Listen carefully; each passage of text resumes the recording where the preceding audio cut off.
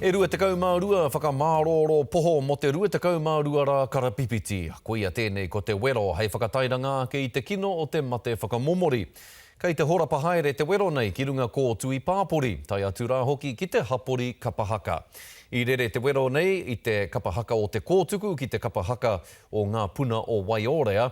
I haere ake a te o Kiwa McLean ki te kura o Waiorea, kia ki te ake ai menara i māia rātau ki te whakatutuki i te kaupapa. And the group we nominate is Ngā Puna o Waiorea. Kua takoto te mānuka hei kawe ake mā Ngā Puna o Waiorea.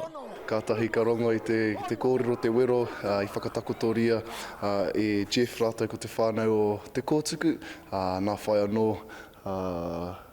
ko mātai tērā o Ngā Puna o Waiorea, tau toko ana i tērā kaupapa. He wero e horapa whānui ana ki te ao, kia noho matāra te tangata mō te weriweri nei te whakamomori. Engari e ki ana a Waiorea me whakaaro te tangata mo tōna oranga tonutanga.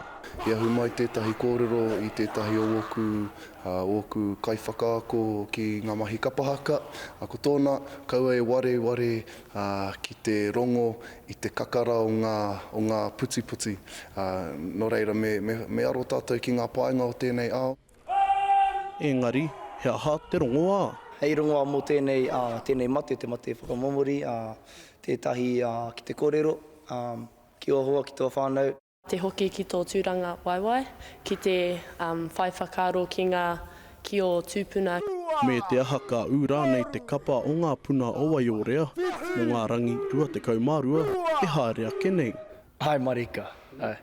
Koira te manako, engari me nā kakore, ko te mea nui, kai te whāngai hia tēnei kaupapa ki te ao. Hei a piti atu e whakahau ana heao i ērā e pāngia ana e te tani whanei, kia kaua e mataku ki te kōrero. Ahakoa ngā pierenuku, ahakoa ngā hara, whaia tētahi ara e whai ai koe i te hariko, i te wairua hakoa koe.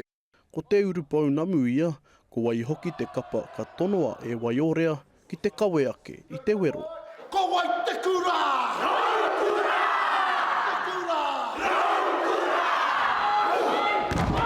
Mānuka takoto, tēnā kawe ake. Te o Kiwa McLean, te karere.